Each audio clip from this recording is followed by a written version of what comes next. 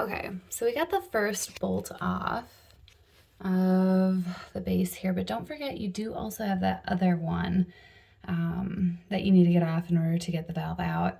So just remember, lefty-loosey, righty-tighty. If you're, not built like Arnold Schwarzenegger, like me, then just very gently, you can always use additional tools like a wrench or something to help loosen that. But remember, because this is porcelain, you want to be careful if you're trying to loosen or tighten something, because you don't want to accidentally go the wrong way and then crack your porcelain.